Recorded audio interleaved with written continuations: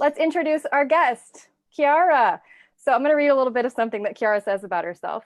She says she's always had two souls, a local one attached to her family and an international one, always curious about people coming from different countries and cultures. She was born in Italy and grew up in the Netherlands, where she eventually graduated with a degree in biology and started her career in a Fortune 500 company. At the age of 27, she had everything that a 27-year-old girl would love to have: a well-paid permanent job, a boyfriend, and a house. However, she was feeling deeply unfulfilled and lost. When she watched the first video of Leo Gura on YouTube, a fellow grad of IPEC, something started to shift inside, and that was the beginning of her transformation. So, welcome, Chiara, all the way from Italy. Yes, thank you. Thank you. Lovely introduction. And yeah, I'm very, very excited to be here. And just good afternoon, good morning, wherever you are.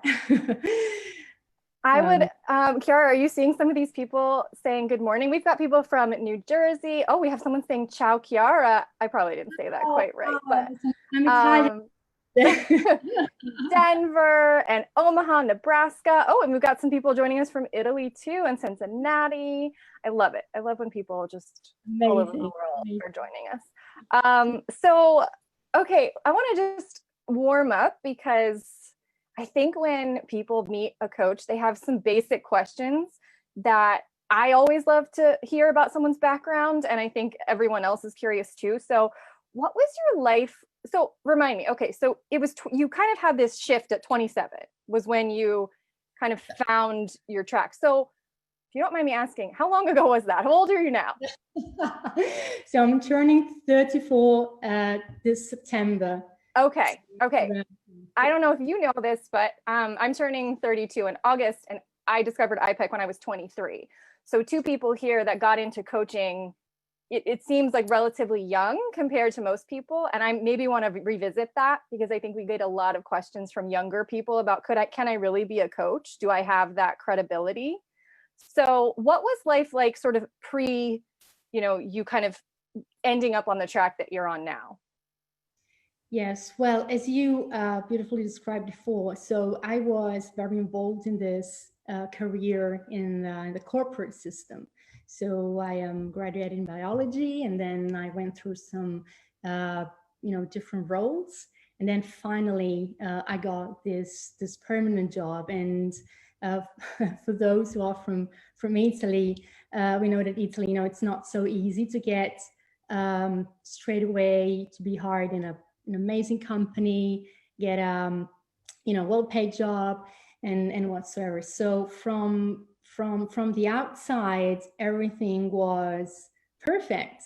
I moved. I was living in Rome back then, and then I moved to a small village close to Milan to do this job. And I was building my financial independence. I got a boyfriend, and so from the external, it seemed like I got everything figured out. I was living the perfect 27-year-old life. Yep. Mm-hmm. However, there was something inside me telling me that wasn't my path. So to explain it better, I remember that during the day I was working in the office, and as soon as I would go back home from the office, I would start crying. Like I was really, really unfulfilled, unsatisfied. And so 1 month passed by, 2 months passed by, 3 months passed by, and I was still feeling this sensation of emptiness inside me. And so long story short, I decided to one day to share this frustration with my parents.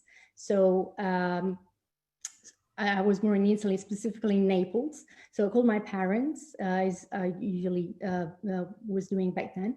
And I said, okay, I'm gonna have this honest conversation with my parents. I'm gonna be totally authentic and tell them the truth. So I picked up the phone and said, okay, Dad, I need to say to you something. I really don't like this job. I don't like it. It's, I mean, it's not nothing to do with me. And I remember that his reaction was, he was crazy. He started to, he was deeply disappointed. He was deeply triggered, because of course, according to, you know, his standards, I got the best job that a young person could desire, and I was like dishonoring it. And that was the breaking point. That was the moment where I decided, okay, there's something I need to do here, like without the support, without pretending the support of my family. And in that moment, I started to just do some inner work, just on my own. But of course, I didn't have any tools or resources. So just by chance, if you believe in in chance, I ended up on YouTube, where there was this guy that I discovered afterwards to be an IPEC graduate. And this guy just, he talked about passion and purpose and find your mission and all those things I was lacking back then. And I remember that one night I was going back to my new house. So I was in the train and I started watching some videos of this guy. And I couldn't stop watching. I mean, I watched video after video after video after video. And it was in that moment that something started to shift. I started to change my beliefs. And I started to understand that I was actually very conditioned. So I ended up living the life that was not really my life. It was the life that my parents wanted for me. And that was the very, very beginning of my journey, my new journey with personal development and coaching. Wow. Okay.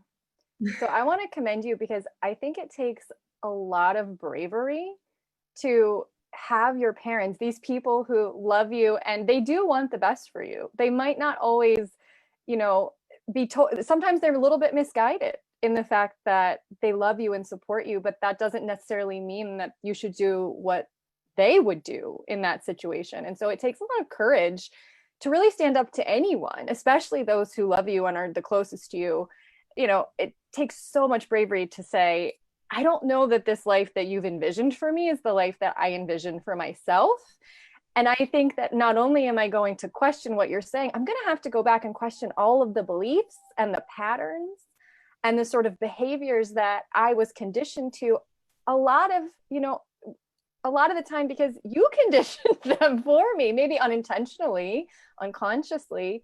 That's a really, really big step into the unknown. And I think a lot of people can relate. I can relate to that. Most of my clients can relate to having to forge your own path in that way. So, wow. Yeah, absolutely. And I think that we are all conditioned at different levels, regardless of your background, your culture. We are very conditioned and also seduced by what we learn from school, what we learn from socials, what we learn from our family, and the work I did on with myself was exactly this, to actually pull off all the layers that I'm building throughout my life since, you know, up until that moment, and recognizing that all those clothes that I was wearing weren't my clothes, they were someone else's clothes.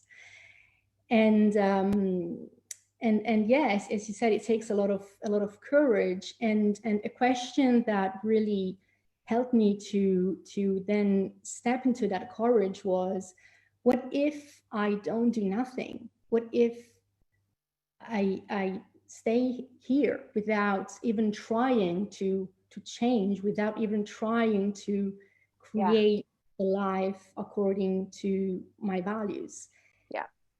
And the answer was very scary, because I could see myself 10, 15, 20 years ahead, completely lost. Yeah. And yeah. That's one of the best coaching questions ever, in my opinion, is what is your life going to look like a year from now, 5 years from now, a decade from now, if you don't do anything different, or if nothing changes? And oftentimes the reason we're not taking a step forward is because we're scared of uncertainty, which is kind of the theme of our conversation today. I'm going to get into that a little bit more directly in a minute. But I think that when we ask that question of ourselves or a client, it really kind of reminds you that, yes, the short-term fear is real, but the long-term fear of ending up a year from now, 5 years from now, a decade from now, on a trajectory based on where you are right now is even scarier. And I think it can give people the courage to take action. So I want to remind our audience, if you guys have questions for us, please put them in the Q&A box. We'd be happy to kind of, as they come up, address them. And a lot of the time you guys have very similar questions. So if you ask, don't be afraid to ask, because I think a lot of the other people are wondering the same thing often. So Chiara, I feel like you got into coaching for a similar reason that I got into coaching, which was I feel like I really needed it. And I feel like it's clear to me that there's a whole different version of reality in life that could be possible. One where I can live a very passionate, fulfilled, really meaningful, purposeful existence. And I want to learn how to do that, not just for myself. I want to learn how to help other people do that. It sounds like your motivation was pretty similar. Absolutely. Yes, absolutely. And for me, coaching is it's more than a job. Of course, it's more like a mission. So and where you when you really stand in front of your clients, which is basically you're on the phone or on Zoom or whatever, and and whenever you come from this place of truth and on authenticity, where you want really, when you want to serve the other person and help the other person, support the other person to shine their own light and to step in their own truth and to share their own authenticity. And it's just amazing, especially when you come from that journey. And we know that as coaches, we don't have we don't have necessarily all the questions answered, and we can meet someone which of course coming from in different path, and at the same time, when you can use all your skills and all your experiences and also competencies that you learn through IPIC and through other resources, and when you can actually see the other person going through what we call the haha moment, when they realize all the limiting beliefs, all the conditions and all the interpretation and all the blocks they've been going through, it's just pure magic. And also when then you can support them to find out a clearer path for themselves, because we know that uncertainty brings a lot of fear, the fear of unknown, what happens next, right? This is a huge massive fear that we all have. And when you have the chance to stand by your client and really metaphorically hold hands and go through this process, and then see your clients just fly, it's pure joy. I couldn't agree more. There's a reason why no job I had lasted longer than like a year until I got into coaching. And then I, have done this for 8 years now, well, 6 years full time. And even amidst all the ups and downs and plenty of uncertainty, I've never once questioned whether what I was doing was the right thing or whether it was valuable or whether it had been worth the investment to go through, training and all of that, because you use it every single day and you see the ripple effect of what you do so clearly. And it means so, it's so meaningful. It's so much more meaningful than anything I was doing before I got into it. So one question I have for you, and then I want to get into kind of the uncertainty, because it's very on the nose for what we're all going through right now in the world, that topic. But when you decided to become a coach, what made you want to get certified? Because people watching this may or may not know that anyone can call themselves a coach. There's really no laws around coaching. And, a lot of people who have a lot of experience, call themselves a coach, and they're doing it sort of what I would call informally, which is fine if that's what you feel comfortable doing. But what made you decide to go down the certification route in particular? Yes. Well, so when I decided that I wanted to change the direction of my career, so I wanted to leave the corporate context, and back then I was in the quality assurance department, so totally different. So field. exciting. Different. So when I said to myself, okay, I want to work with people. I'm passionate about people. I'm fascinated about their stories, and I want to serve people. And I want this to be my life. I just felt I needed some sort of I needed some sort of certification, because talking about myself, I wouldn't have hired a coach which was not certified, or which I knew didn't go through a certain program to learn certain techniques, because we know that coaching is a mix of science and art, right? So the art is the intuition, it's your sense, your ability to tap into your higher self, and listen to the unspoken words and whatsoever. And it's also the science. There's also the tools and the techniques you want to learn and whatsoever. So for me, it was very important to go through a certification process with IPEG. And I'm not saying because we are here, I'm saying it because I do believe it. Because before choosing IPEG, I have done a lot of research in Italy, because in Italy there are a lot of coaching schools.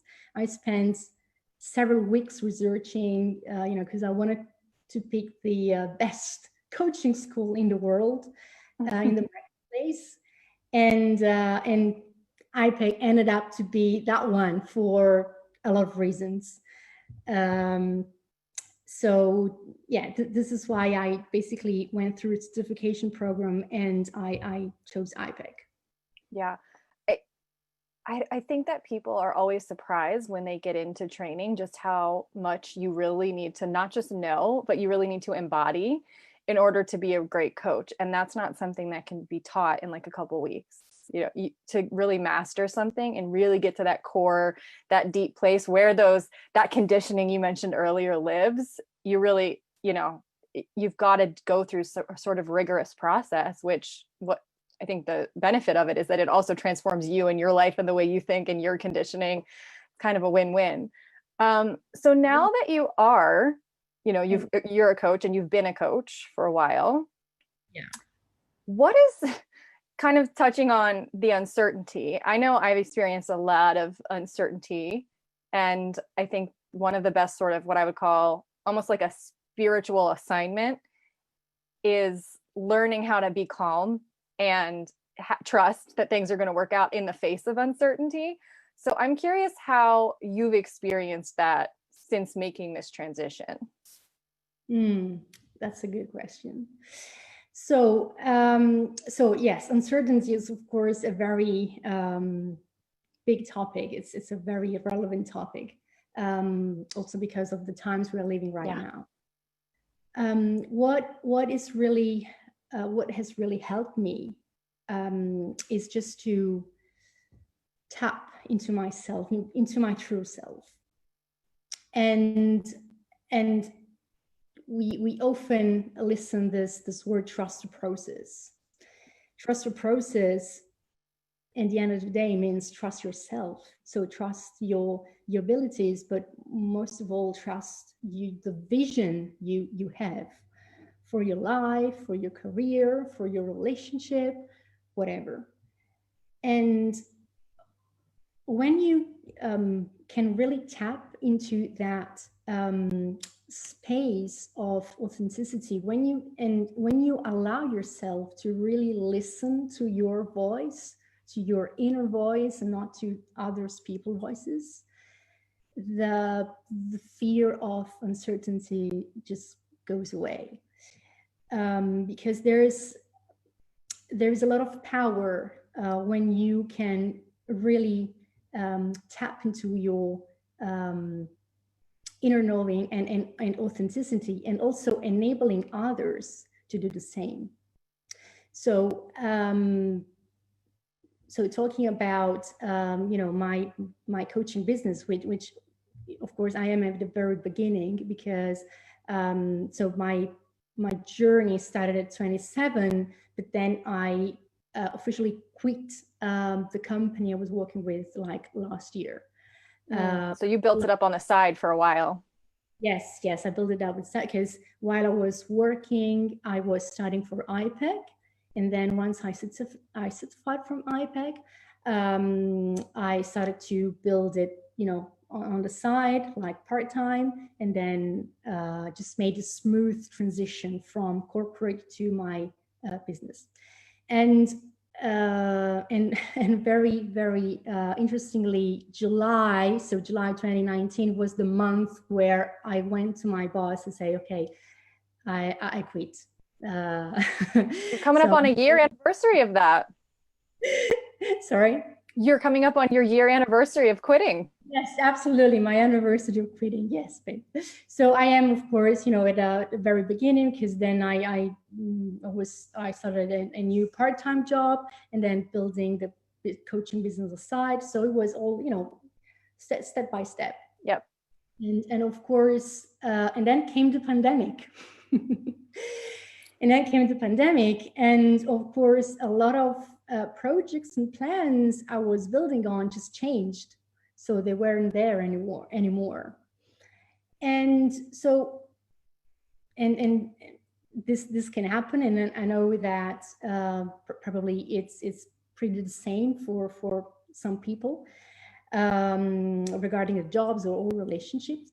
So in that case, what do you do, or how did I basically find a way to transform that?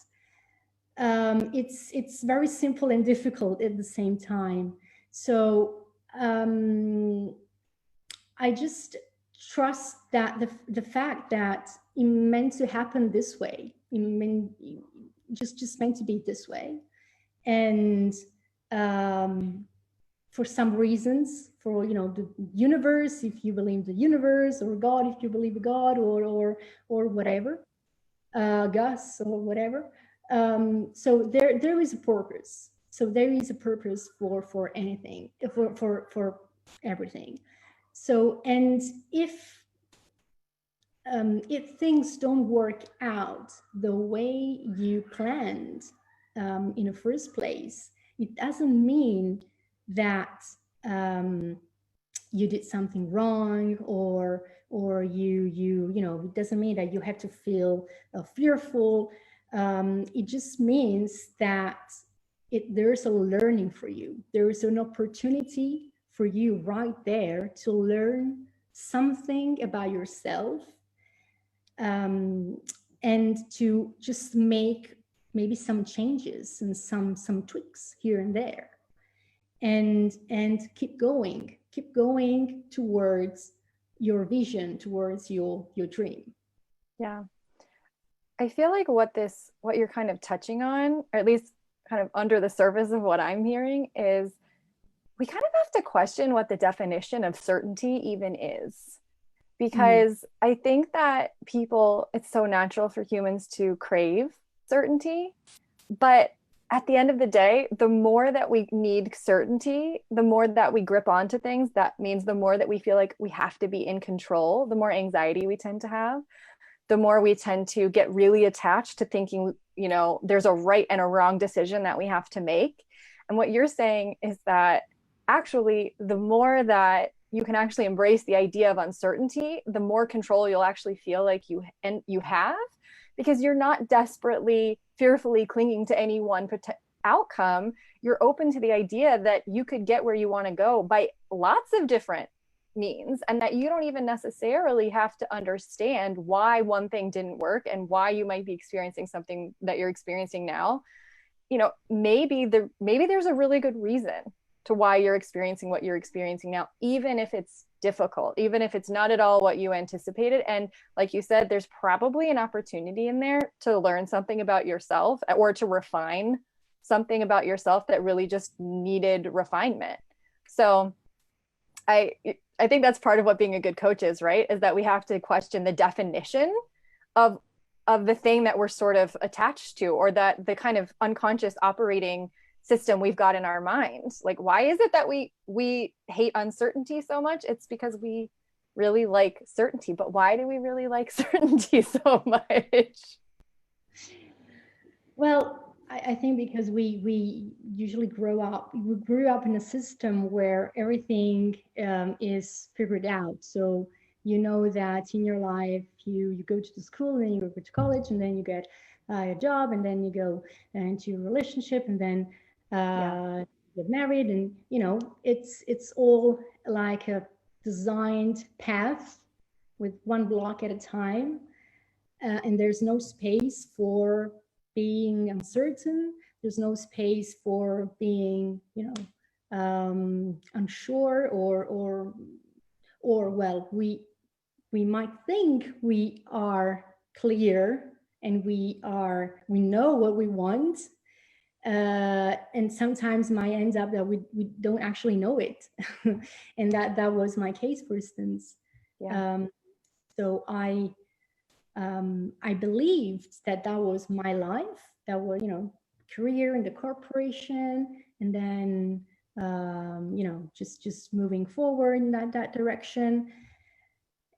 But actually, that wasn't my life. Absolutely not. I mean, that was very far away from what I really wanted. And um, and talking about certainty, I think, well, most people maybe connect that this value to a material thing, so to a sense of, achieving stuff, um, Yeah. which can, job, money, car, the house, you know. Um, but I guess the true fulfillment doesn't come from that. I mean, it's nice. It's nice to have, nice house, nice car, but true happiness, true fulfillment is much more than that. Is much more than that.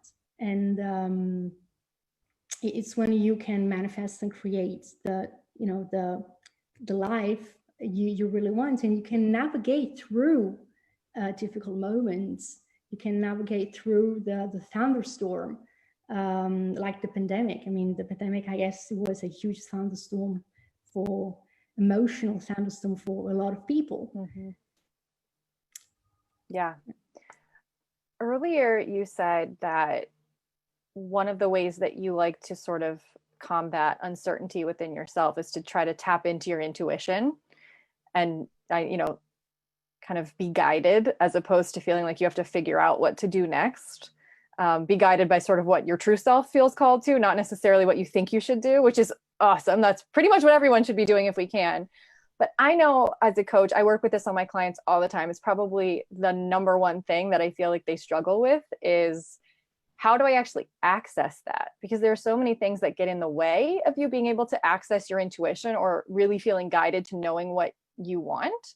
So what do you say about how people can get a little bit better at, or maybe get rid of some of the stuff that might be making it difficult for them to actually access their intuition? Yeah, great question. Well, that's so it's not easy, first of all. It's work. No, it's a process for sure. It's a process, absolutely, there's a process. And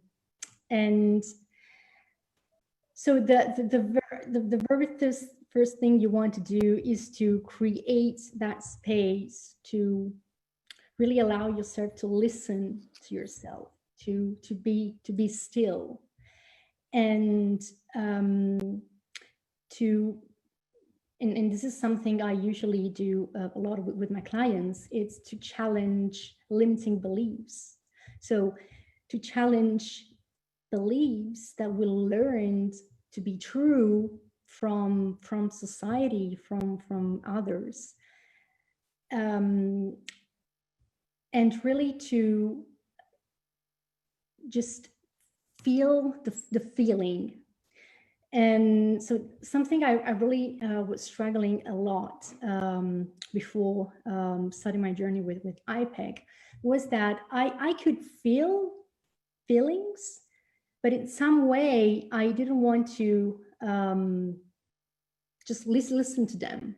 So I didn't want, when you feel something in your stomach, or you feel something in your chest, and you just say, okay, well, it's just I will let it go. I don't want to pay too much attention to that. It's pointless. And actually, the work, it's the opposite. Once you feel that feeling, just stay there and realize where it is coming from. What is that telling to you, that feeling?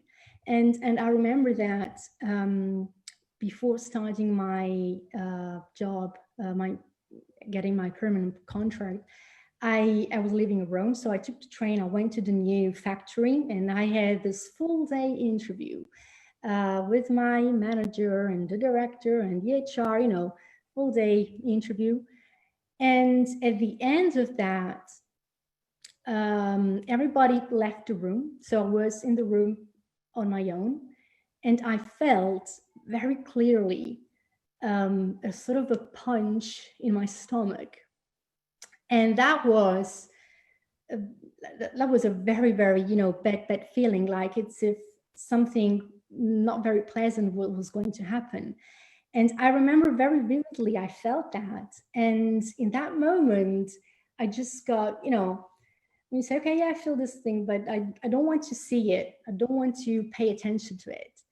And years later, I realized that that was my intuition telling me that that was something that I would have, not enjoyed, or I would have experienced troubles and so on. So really, yeah, giving you the time and the space to really stay with your feelings, but also just let them go. Because usually what happens is that we feel an emotion and we just stay in that emotion. We feel angry and we stay in anger. We feel depressed, we feel guilt. So feel the emotion and also just let it go, just as if you were a superconductor. Yeah. You've said so many good things. I kind of want to summarize it for people because I don't want them to miss anything you just said, because it's so important. So yes, if you want to get better at tuning into your intuition and therefore being able to sort of be calm in the midst of uncertainty, there's a few big things I think you have to master. And absolutely, you have to be able to create space. Our lives are so busy and we are so able to be distracted if we want to be distracted at any minute, that it actually takes a lot of intention to create space where you can just sit and be. That's why meditation obviously is, there's a reason people keep talking about meditation. It's because it is that intentional space to allow what needs to come up. But often people assume that that's going to be, that's going to immediately create some sort of zen. And that's not usually what happens at the beginning, is that especially if you've been going, like you say, and not maybe very practiced at feeling your feelings, a lot of stuff is going to start coming up. And that's kind of the second thing, is you've got to get good at actually allowing yourself to feel what you feel and then let it go. And I call that, when I'm working with my clients, I call that being able to do an emotional plank. You know how, like, you hold up when you're exercising, you're like on the floor and you're holding a plank. You can't do it for very long. I mean, I'm lucky if I can do it for 30 seconds. I'm amazed at anyone who can do it for like over a minute. And that is very true of how we, at the beginning, we're not good at feeling our feelings or processing emotion. But you're right, in order to really let things go and kind of almost dredge up the stuff that's blocking us, we have to be able to breathe through the discomfort of that emotional plank. And then the other thing you said was questioning the beliefs you've taken on unconsciously. There's so many variations of what that can mean, but a lot of us are just walking around unconsciously with particular beliefs about, what it means to be a success, what it means to be a good daughter or a good employee, or to, be a successful person in the world. And we haven't stopped to question them. And so all of this is why, all of this is work that is so much easier to do with a coach, to be honest, than on your own. Because how do you even like figure out in what order to do those things, or how, someone needs to hold you accountable for doing that emotional plank? Because I'm not going to go just do that probably on my own unless someone is expecting me to do it and regularly doing it too. So, yeah, you just wanted to sum up for people how valuable all of that is, and why I also think, just, it's a pretty on the nose statement, but why coaching is valuable, because that's what a good coach should be able to help you do for yourself. Absolutely. Yes. To keep you accountable, as you were saying before, and support you in this process of transformation, because this is a transformation at the end of the day. So yeah. You just you are never the same after a coaching session. Yep. Right. Yeah, it's just like working out or exercising, right? You're building, you're almost like breaking down some muscle and fat in order to build up more. And it's like how coaching is. You're breaking down and you're building up, and you're breaking down and you're building up, so that you're stronger and stronger and stronger over time. Yeah. And I just wanted to add something when you were mentioning before that we live busy lives. Yeah. We keep on doing stuff. And that can be a form of a distraction. So that can be something that we do consciously or unconsciously, not to think, not to stay with ourselves, not to, and very interestingly, a client of mine during the pandemic, she said that the biggest struggle for herself was just staying with herself during that period, where that you couldn't go anywhere, you couldn't visit your friends. Right. Yeah. And yeah, but it's so damn important to just stay with yourself. Yeah. I recommend when I'm working with clients who struggle with this, and you can always tell the ones who struggle with it, they'll usually be honest with you about why they're, about the fact that they're struggling with it, but you can always tell because they're the ones who are going. They have a million plans every day. They never stop. And because I think they're afraid to stop, because they don't want to sit with themselves, because they're afraid of what might come up if they do. Maybe they don't feel like they can handle what might come up if they just sit. So I start with just like, again, the physical plank, no one's expecting you to hold it for 10 minutes. I tell people, if all you can do is sit and just literally do nothing and be for 5 minutes or 10 minutes at a time, I'll take it. We can start with there and you can work your way up to that. So you're right. Quarantine has been difficult for people because in a lot of ways, it's given people so much more space than they're comfortable having, that it's probably triggering a lot of people. And so even in quarantine, though, no one's asking you to just sit for hours and hours and contemplate your existence. even 5 or 10 minutes of just intentional space and reflection is so good for you. And then you can go watch Netflix if you really want to, I think after that. Well, Um, 5 minutes, it's just a great starting point. so we have a comment that I think translates to a good question. Um, you know, so Gary is saying that we all need guidance to experience the best of life, but getting that message to translate to people wanting to make an investment in themselves can be difficult. And I agree that, sort of on an emotional level, people can feel, oh my gosh, I would love to have a coach. I would love for someone to help me do emotional planks. That sounds hard, but really necessary. I would love to have someone help me come up with what my life is going to look like a year or 5 or 10 years from now, but I don't have the money. So how do you address that as a coach when you come up against that? Because we all have come up against that as coaches. Yeah, well, that's a great question. So, of course, it all boils down to the value you see in the coach, in hiring a coach, and in the value that the coach can bring session by session to the client.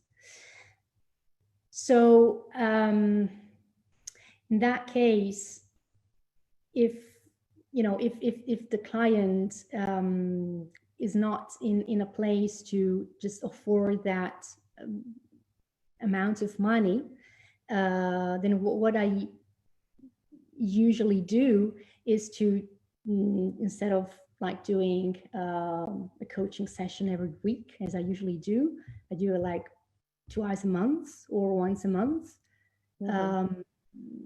just in order to provide that value that the client is looking for, and yet getting started, right? So, I mean, this is what I personally do. But I mean, on a broader level, I guess that actually when you see when you can picture yourself 1 year from now, 2 years from now, 5 years from now, and you really see how your life can change, how your life can be transformed, the effort of money you're doing at the very beginning just loses its weight, right? Because so, and this is exactly what happened to me when I started with IPEC, because of course, going through the certification program, it's a lot more than hiring a coach. It's a much bigger investment than hiring a coach. Yeah, it's a lot more than other schools I was looking for in Italy, right? And back then, London was the only location, so I had to fly to necessarily to London. And there's a coaching school which is right behind the corner of my building. So and the reason why I then chose to make that investment, it's because that was an investment on myself, that was investment on my personal growth, and that was the very first step I was committed to do to change my life, to transform my life, to finally lead the life that I was envisioning for myself. So it's not about the money itself, it's more about the value and investment you want to do on your personal growth. Yeah, you make an excellent point that really value is what you decide it is. And I think that unfortunately it's easier for people to assign value to tangible things. So if your car broke down and you just needed a new car, you would find a way to pay for that. You just find a way to make that work because you had to. And unfortunately, I think when something is a bit more intangible, like there's not a physical object that they can point to and they can see like, this is going to get me to work every day. Something like coaching, whether it's hiring a coach or investing in coach training, what you get is much harder to sort of quantify. And so people have a hard time assigning value to it.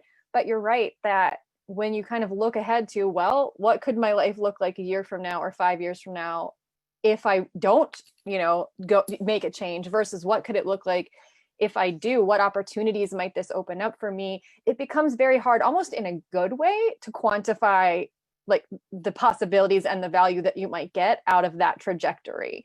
I mean, personally, I would 10 times over have gone to coach training than gotten my university degree, because I actually use coach training every single day, and it transformed who I am as a person. It's not just that I'm good at what I do as a coach, it made me a totally different person.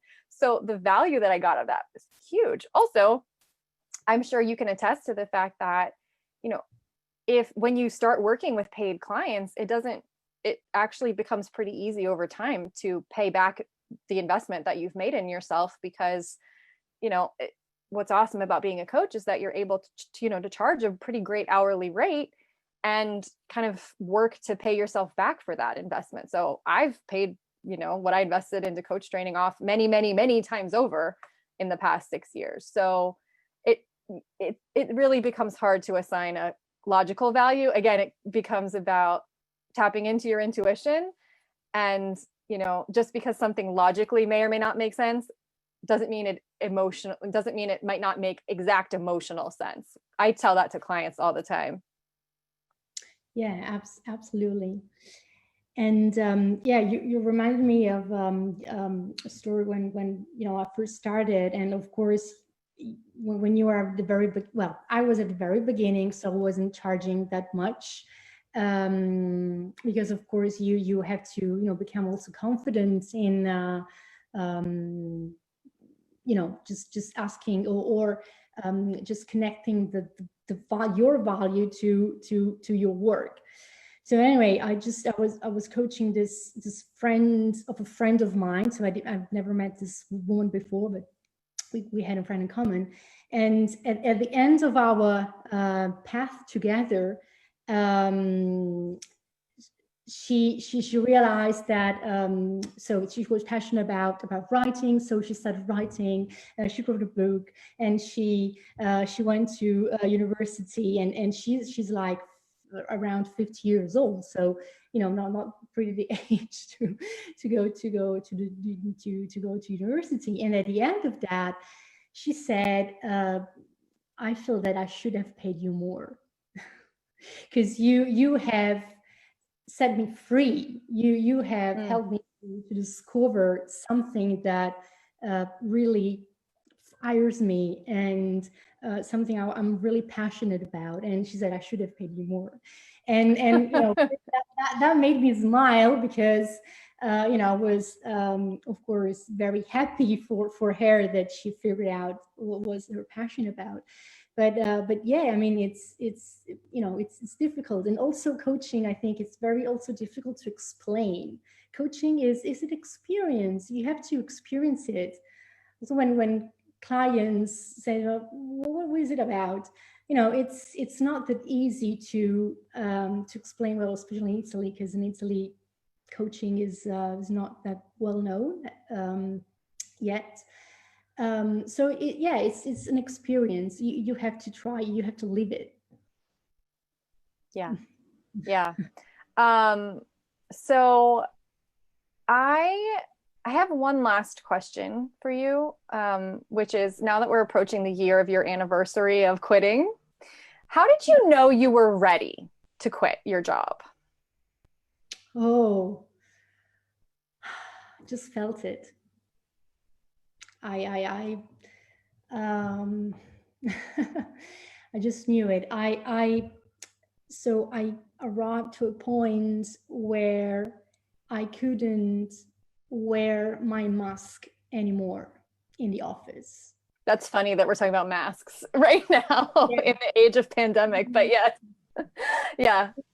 Wear my facade anymore. With myself, with my parents, because of course I started this journey with IPEC, and my parents, well, yeah, that's nice. So you can, you use a certification, you can improve your English, because I told them, you know, they had no idea that I wanted to change career. And I felt I couldn't get more of that. I couldn't continue to keep this lie with my boss, with my colleagues, with myself, with my parents, with my friends. That was just enough. And of course, in the meantime, I was looking for other possibilities, you know, so I was trying to build my business and then find another part-time job, you know. And then, yes, I mean, exactly 1 year ago, I just went to my boss and said, I'm quitting. And I said, I'm quitting not because I don't fit in this job, because this job doesn't fit in me. Ooh, that's a mic drop moment. That's it. Yeah. And, and she said, so just, yeah, I want this to be very clear. Um, and in that moment, I felt that I could really step in my truth. And I use an analogy just to close down. So I said, I feel that I am a Jeep, Yeah, a car. Yeah. yeah, car, running for like a Formula One race, like a Ferrari race, right? Yep. But Yep. I'm not a Ferrari. I don't want to be a Ferrari, and I don't pretend to be a Ferrari, because I am a Jeep, and I'm in the desert, and this is where I'm meant to be. So thank you for everything. I'm going away. I'm going away. That is it, Chiara. I tell my clients that all the time, is that maybe you should stop assuming that there's something wrong with you and start wondering if there's just a misalignment between me and what I'm doing. And I need to stop trying to turn myself into a Ferrari and just give myself permission to live as a Jeep and to go where Jeeps go and to do what Jeeps do. And then, to kind of tie this back to the theme, then I might be able to handle uncertainty a lot better, because at least I'll be living in alignment with who I really am. And I think that we handle uncertainty and fear the worst when we're trying very hard to be someone that we're not. It's so much easier for us to be brave and to be courageous and to be able to handle life's ups and downs when we're at least comfortably rooted and grounded in something actually deeper, something, you know, in our real identity. So, Chiara, this has been awesome. Will you tell them how best to get in touch with you and connect with you? Yeah, sure. So through my email address, which is coach@chiararusso.com. I love that. I could listen to her pronounce her name all day long. Yeah. Then I'm also on Instagram with Chiara Russo Coach, and the same on Facebook. And yeah, I would really love to get in touch with whoever wants to get in touch with me.